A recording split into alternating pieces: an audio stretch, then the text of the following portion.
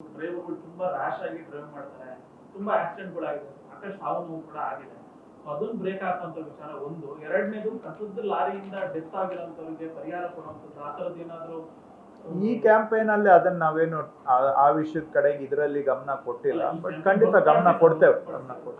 ಅಂದ್ರೆ ನೀವು ಈಗ ಈ ಒಂದು ಅಭಿಯಾನ ಒಳ್ಳೆಯದು ಸರ್. ಜೊತೆಗೆ ಇವತ್ತು ಏನಾಗಿದೆ ಅಂದ್ರೆ ಫಸ್ಟ್ ಪ್ರಾಥಮಿಕವಾಗಿ ಎಲ್ಲಿ ಕಸ ಇರುತ್ತೆ ಕೆಲವರು ಏನ್ ಮಾಡ್ಬಿಡ್ತಾರೆ, ಬೆಂಕಿ ಹಾಕ್ತಾರೆ. ಅದು ನಗರಕ್ಕೆ ಮಾಲಿನ್ಯವಾಗಿ ಪರಿಣಾಮ ಬೀರ್ತಾ ಇದೆ. ಹೌದು. ಅಲ್ಲ, ಈಗ ಫಸ್ಟ್ ಒಂದ್ ನಿಮಿಷ, ಈಗ ನಾವು ಕೆಲವು ಕಡೆ ರಿಪೀಟೆಡ್ ಆಗಿ ಬೆಂಕಿ ಇಟ್ಬಿಟ್ಟು ಸುಡೋದು ವ್ಯವಸ್ಥೆ ಇದೆ. ಫಸ್ಟ್ ಈಗ ನನ್ನ ಪ್ರಕಾರ ನೀವ್ ಹೇಳಿದ ಸಮಸ್ಯೆನೂ ನಮ್ ಗಮನದಲ್ಲಿದೆ. ಆದ್ರೆ ನಾವು ಆ ಸಮಸ್ಯೆಗೆ ಪರಿಹಾರ ಸ್ವಲ್ಪ ಇಂಡೈರೆಕ್ಟ್ ಆಗಿ ಹುಡುಕ್ತಾ ಇದೀವಿ. ಏನು ಎಲ್ಲ ಒಂದ್ ಟೈಮ್ ಕ್ಲೀನ್ ಮಾಡೋಣ, ಅದಾದ್ಮೇಲೆ ವೇಸ್ಟ್ ಡಿಸ್ಪೋಸಲ್ ಅನ್ನು ಸೆಟ್ರೈಟ್ ಮಾಡೋಣ, ಅದಾದ್ಮೇಲೆ ಈ ತರ ಪಬ್ಲಿಕ್ ಜಾಗಗಳಲ್ಲಿ ಮತ್ತೆ ಸುರಿಯೋದಕ್ಕೆ ಅವಕಾಶ ಕೊಡ್ಲಿಲ್ಲ ಅಂತ ಹೇಳಿದ್ರೆ ಈ ಸಮಸ್ಯೆ ಸ್ವಲ್ಪ ಕಂಟ್ರೋಲ್ಗೆ ಬರುತ್ತೆ ಅನ್ನೋದು ನಮ್ಮ ಲೆಕ್ಕಾಚಾರ. ನೀವು ಹೇಳಿದ್ದು ಸಮಸ್ಯೆನೂ ನಮ್ಮ ರೆಡಾರ್ ಅಲ್ಲಿ ಇದೆ, ಬಟ್ ಸ್ಟೆಪ್ ಬೈ ಸ್ಟೆಪ್ ತಗೊಳ್ತಾ ಇದೀವಿ. ಕ್ಲೀನ್ ಮಾಡಿದ್ರೆ, ಪಬ್ಲಿಕ್ ಜಾಗದಲ್ಲಿ ಸುರಿಯೋದನ್ನ ಅವಾಯ್ಡ್ ಮಾಡಿದ್ರೆ ನಾಳೆ ಸುಡೋದು ಕೂಡ ಪ್ರಶ್ನೆ ಉದ್ಭವ ಆಗೋದಿಲ್ಲ.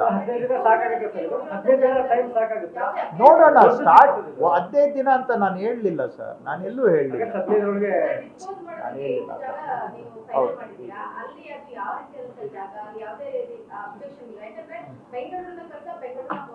ನೋಡಿ, ಇದು ಅದಕ್ಕೆ ದಯವಿಟ್ಟು ನಾವು ಜನಗಳಿಗೆ ಸ್ವಲ್ಪ ಗೊಂದಲಕರವಾದಂಥ ಸಂದೇಶ ಕೊಡೋದು ಬೇಡ.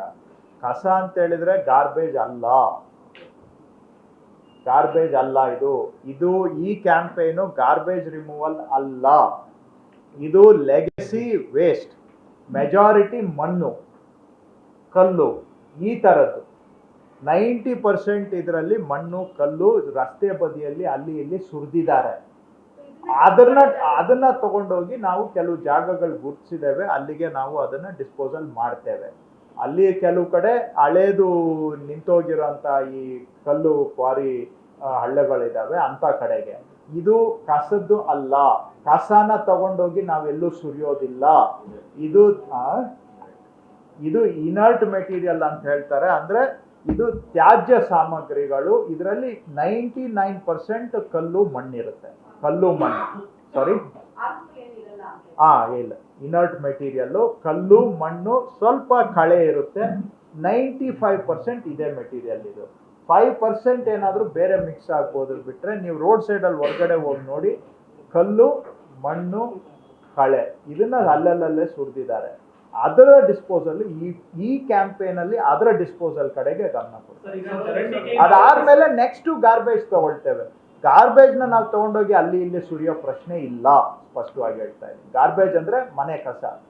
ಸೊ ಕಸದಲ್ಲಿ ಎರಡು ಕಸ ಅಂತಾನೆ ನೀವು ಹೇಳ್ಬಹುದು, ಇರಬಹುದು. ಬಟ್ ನಾವು ಈ ಕ್ಯಾಂಪೇನ್ ಅಲ್ಲಿ ಮನೆ ಕಸವನ್ನ ಡಿಸ್ಪೋಸಲ್ ಇದರಲ್ಲಿ ಮಾಡ್ತಾ ಇಲ್ಲ. Next black spot clean up next ತಗೊಳ್ತೇವೆ.